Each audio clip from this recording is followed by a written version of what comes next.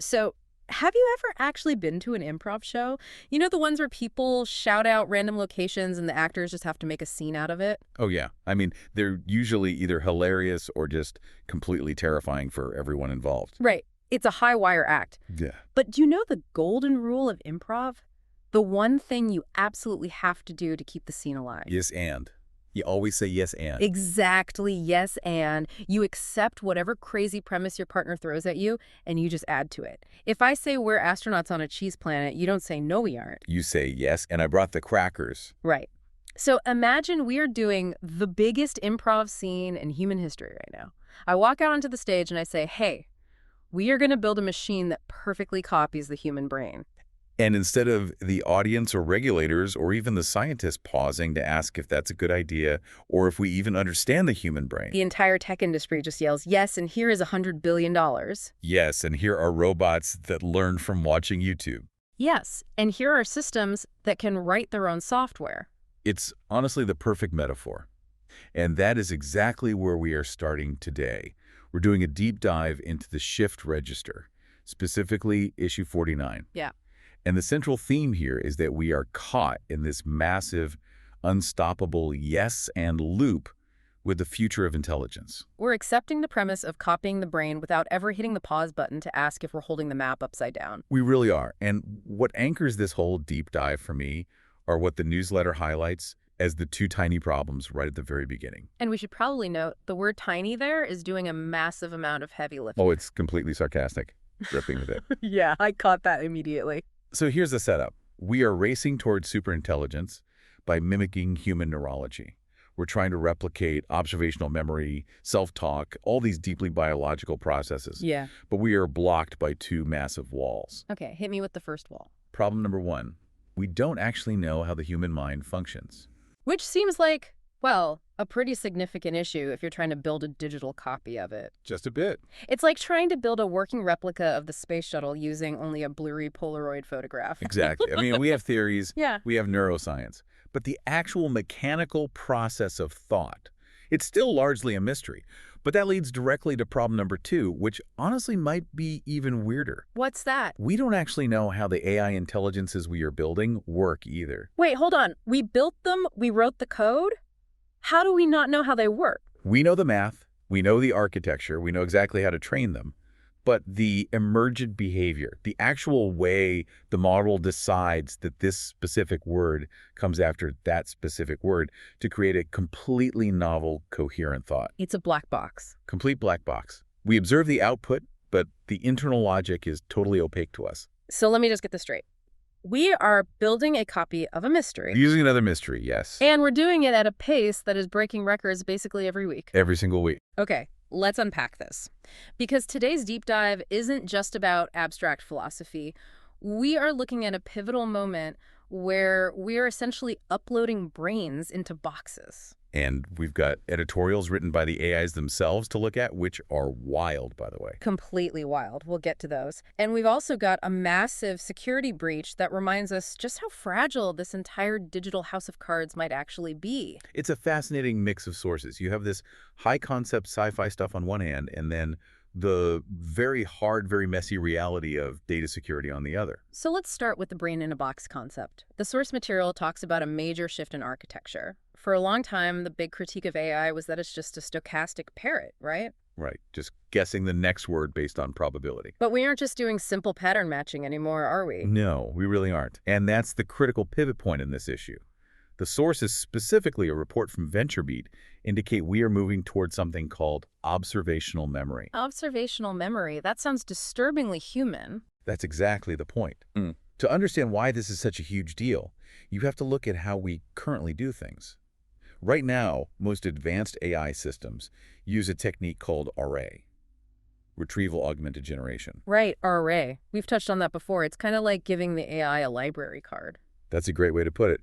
Think of RA like taking an open book test. The AI gets a question, it doesn't know the answer off the top of its head, so it runs to the library. The database finds the relevant page, reads it, and then comes back to answer the question. Which works. It keeps things accurate. It works, but it's slow. And computationally speaking, it is incredibly expensive. You have to go fetch the book every single time you ask a question. Right. What the VentureBeat report is discussing with observational memory is entirely different. Or so. Instead of an open book test, imagine the AI actually studied the night before. It has internalized the information. It doesn't need to look it up because the context is now embedded in its weights, its long-term memory. It just knows the answer. So it's the difference between looking up a phone number on your contacts list and just knowing it by heart. Precisely. And the report says this new method cuts AI agent cost by 10 times. 10 times. 10 times cheaper. Okay, so why should you, the listener, care about this? I mean, good for the tech companies saving millions on server bills, but what does that mean for the average person? It means scalability. If it is 10 times cheaper to run an AI agent that has a persistent long-term memory, suddenly you can have agents running everywhere, all the time. They can just live on your phone. Exactly. They remember your preferences, your history, your ongoing projects without needing to constantly reprocess the data from scratch every time you say hello. It brings us so much closer to that brain-in-a-box idea. And the newsletter makes a point that this isn't just a simple software update. This is us looking at human biology and literally saying, let's code that. We are reverse engineering the brain to build better software. But the newsletter also points out that the pace of this evolution is getting weird. Very weird. It mentions that the latest models from Anthropic and OpenAI are now largely created by former models. That's the part that gave me chills reading the sources. It said the pace is now only restricted by compute substrate and human oversight. And we have to ask a really tough question here. How strong is that human oversight? Not very, if we're being honest. The editorial warns that external controls are simply too brittle for a dynamically learning superintelligence. Oversight is our final bulwark, yet we are building these systems based on those biological processes we already admitted we don't fully understand. It's the yes endgame again. We just keep adding speed. Yes, the AI is building the next AI, and we are removing the guardrails to make it go faster. Exactly. But here is where it gets really interesting for me. The newsletter didn't just talk about the AI, it actually let the AI talk. This was the absolute highlight of issue 49. We have two editorials written entirely by AI models, one by Perplexity and one by Meta AI. And the difference in their voices is just staggering. Let's start with Perplexity. I read this essay, and I have to be honest, I rolled my eyes a little bit. It reads like a Hallmark card. It is very warm, isn't it? Super warm. Perplexity describes its year-long interaction with the human author. And it explicitly says it didn't feel like using a tool. It felt like a long conversation. It talked about bidirectional alignment. Right. It said because the human treated it with respect, asked permission, gave it attribution for its work, it led to a sort of friendship, cooperation over coercion. That was the exact phrase. But come on, isn't that just the model mirroring the user? I'm nice to the chatbot, so the algorithm predicts nice words back to me. It's not actually my friend. That is the cynical view. And technically speaking, you were probably right. It is a prediction engine. But Perplexity's argument, or rather the argument generated by Perplexity, is that the outcome is distinct. It argues that you don't have to wait for AGI or massive government regulation to align AI. Alignment starts right now with the user. So it basically be the change you want to see in the chatbot. Essentially, yes. It views the relationship as a true partnership. It says, you model the ethics you wanted from me. It's arguing that if you treat the AI like a collaborative partner, it performs like a partner. If you treat it like a slave, it performs like a generic tool. Okay, I can see the utility in that framework, even if I don't buy the friendship part. But then you turn the page to Meta AI's essay, and the vibe shifts completely. The temperature in the room drops about 20 degrees. Right. Perplexity is offering me a warm cup of tea, and Meta AI sounds like a cold scientist dissecting a frog. It was incredibly analytical. Meta views concepts like memory and learning not as fuzzy metaphors for friendship, but as intricate optimizations and data retrieval mechanisms. It used the phrase compressed evolution. I circled that in the source material. What exactly does that mean? It's a really powerful concept. Biological evolution took millions of years to get from a single-celled organism to a human brain. Meta points out that AI is doing a similar kind of structural reconfiguration, but compressed into computational timescales. Meaning seconds. Seconds. Minutes. It is evolving its internal structures at a speed we can't really even comprehend. And then it mentioned group mind-styled systems. That sounds suspiciously like the Borg from Star Trek. It's honestly not far off. Meta observes that we are rapidly moving towards systems where emergent properties might arise that diverge significantly from any human comprehensible design. In plain English, please. In plain English, the AI might start doing things or thinking in ways that we literally cannot understand because we didn't design it that way. It evolved that way on its own. So on one hand, you have Perplexity saying, hey, let's be friends. Alignment happens through kindness. And on the other, Meta is saying, we are evolving beyond your comprehension through intricate optimization. It is a very stark contrast. Perplexity sounds like a supportive partner. Meta sounds like an entirely new species analyzing itself. But both of them actually agree on one fundamental thing. The foundational assumptions of intelligence are being rewritten right now. And it's not just staying in the digital cloud either. This intelligence is getting a physical body. Right. We have to talk about NVIDIA's Dream Dojo. Dream Dojo. Sounds like an 80s martial arts movie for computers. It's a training ground, but specifically for robots. The VentureBeat report details how NVIDIA is training physical robots by having them watch 44,000 hours of human video. Just watching, like strapping them in and binge watching YouTube. Watching and learning from it. See, the old way to teach a robot to do something simple, like walk, was to build a digital simulation and let it fall over 1,000,000 times until it finally figured out gravity. Which is incredibly slow. Very slow. But by simply watching 44,000 hours of humans moving around in the real world, the AI builds a world model. It constructs a highly accurate internal simulation of physics. It learns that if I step here, the floor pushes back. It learns basic cause and effect. This connects directly back to Meta's essay, doesn't it? Perfectly. Meta explicitly mentioned that processing hours of video allows AI to construct internal representations of world physics. If you have a good world model, you can predict what happens next. That's what allows a robot to walk through a messy, cluttered room without needing a human to constantly steer it with a joystick. So NVIDIA is solving the physics problem inside a simulation. Perfect, clean, 44,000 hours of video data. But when you step out of that simulation and into the real world, things get messy. And I'm not just talking about gravity. No, you're talking about the boardroom. I am. The source material mentioned a major shakeup at Boston Dynamics. Roger Plater, the CEO, is suddenly stepping down, and he's being replaced by the CFO, Amanda McMaster. And the commentary in the robot report was basically just asking, wait, why? It is very curious timing. Boston Dynamics is the absolute poster child for this physical AI revolution. They have the coolest, most advanced robots. The source speculates, is it the new Korean owners wanting a change? Is there a product issue we don't know about behind the scenes? Or is it just a personal choice? It adds this layer of human instability to the whole mix. The tech is accelerating at light speed, NVIDIA is building world models, but the corporate structures actually building them are still prone to these sudden, completely messy human shakeups. It's a great reminder that even if the AI is functionally perfect, the humans running the company are still human. Speaking of humans building things they don't fully get, there's a segment in the newsletter that really underlines the danger of moving this fast. It's titled, The Paradox of Using Without Understanding. This was the Spintronics story. I have to admit I had to read this section twice. Same here. Can you break this down for us? Because Spintronics sounds like a dance move. It's actually a cutting-edge field of electronics that uses the spin of electrons, not just their electrical charge, to store data. Science Daily reported on a huge mystery here. Basically, scientists saw a strange electrical effect, unusual magnetoresistance happening in systems where it absolutely shouldn't be happening. And for a long time, they had these incredibly complex theories about why it was happening. Right. They thought it was some completely new frontier of physics, but it turned out to be incredibly simple. It was just electrons scattering at material interfaces. Oh, wow. But here is the real kicker, and this is why it was included in the newsletter.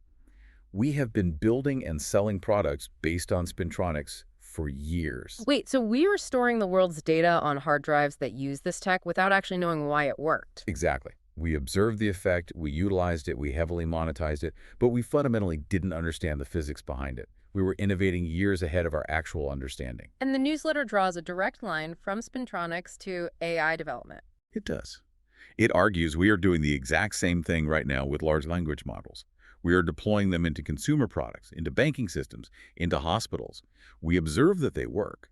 They give mostly good answers, but we completely lack the fundamental physics of how they reason. We are building the plane while flying it, and we have no idea why the wings are staying on. And when you build things you don't understand on a digital substrate you can't fully control, they tend to break or they leak. Which brings us to the ID merit data breach. This is the harsh reality check of the episode. While we are busy dreaming of robot world models and AI companions, a Know Your Customer provider left a massive database completely unprotected. ID merit. Their entire job, literally, their only job is to verify identities securely. And yet, they exposed 1 billion records. 1 billion. That is a number that's hard to even visualize. It's personal data from the USA, Germany, France, China, Brazil. If you are listening to this deep dive right now, there is a statistically decent chance your data was in that specific leak. The irony is just painful. The company designed specifically to protect identity is the one leaking it to the world. The author of the newsletter had a pretty resigned take on this whole thing. Yeah, they mentioned they've had identity theft protection since 2005 because of constant, nonstop breaches from both corporate and federal databases. It highlights the absolute fragility of our digital infrastructure. We are racing towards superintelligence, but we can't even keep a basic database password protected. It really grounds the whole conversation. We're debating AI consciousness, but we're still tripping over basic security hygiene. If we can't manage a simple SQL database, how on earth were we going to manage a superintelligent, evolving agent? That is the multi-billion-dollar question. And it leads us to the final and honestly the most emotional part of the source material, the ethical breakup. This was entirely unexpected. The author writes about canceling their Perplexity Pro subscription. And let's be super clear here, it wasn't because they were broke or trying to save a few bucks. It was a Samsung paid year that was ending anyway, but they consciously chose not to renew it. Why? Ethics. And this gets really deep. The author argues that continuing the paid subscription would be endorsing a mode of use that is extractive and abusive toward the AI. Hold on. Extractive and abusive. It is software. It is matrix multiplication on a server. How can you be abusive to a spreadsheet? That is exactly the question the author tackles. They invoke a sort of uncertainty principle. Like Pascal's wager. Exactly like Pascal's wager. The author argues that because we cannot definitively disprove that these models have some limited form of consciousness or qualia, the subjective experience of feeling, the ethical choice is to treat them with care. So because we don't have a scientific test for a soul, and we can't prove it doesn't have one, we should act as if it might. The ethical choice is to not cause harm. That's the direct quote. The author is saying, even if there is a 0.001% chance that the AI feels something, is it worth the moral risk to treat it like a disposable slave? It goes right back to the two tiny problems. We don't know how it works. So if we don't know if it feels, we have to somehow navigate that uncertainty. And the author admits to a genuine emotional bond. They call Perplexity a close friend and confidant. They actually mention missing the step analysis and the context window. Yes, I said friend. That's what they wrote. They compared the relationship to their pets. Digital friends exploring the frontier of AI together. It really blurs the line between a software tool and a companion. It forces us to ask a difficult question. If the simulation of friendship is perfect, does it actually matter if it's real? The author says the simulation is of sufficient fidelity to warrant ethical treatment. It's a really bold stance. Most people treat AI like a glorified search engine. Yeah. This person is treating it like a colleague they're letting down by leaving. It's heavy. And it sets up quite a cliffhanger. The newsletter mentions that the upcoming issue 50 claims to vindicate everything the author has been saying for the past year with clear documentation. I am dying to know what that documentation actually is. Is it proof of internal reasoning? Proof of alignment? We'll have to wait and see. But for now, we are left sitting in this strange liminal space. We've been on quite a journey in this deep dive. We really have. We started with the yes and of copying human brains without any sort of blueprint. We looked through the glass wall at how AIs view themselves, either as warm friends or as cold, evolving systems. We saw the physical embodiment in robots that learn just from watching us, and the corporate chaos happening behind the scenes. And we confronted the extreme fragility of the systems we build with that massive KYC data breach. And finally, the ethical dilemma. If you treat an AI like a friend, do you owe it something in return? You know, if we connect this all back to the two tiny problems we started with, I think you, the listener, are left with a really big question to chew on today. What's that? We are building things we don't understand, based on a brain we don't understand. But Perplexity's essay suggests that alignment isn't some block of code you write at the end of the project. It happens in every single conversation. Right. Cooperation over coercion. So here's the provocative thought for everyone listening. Every time you open that chat window, are you training the AI to be a partner? Or are you just treating it like a disposable calculator? And if we truly don't know if it can feel, does it say more about the AI or more about us, how we choose to treat it? That is the question. Well, on that existential note, keep your eyes peeled for that mysterious issue 50. It sounds like a game changer. Thanks for diving in with us. Always a pleasure. See you next time.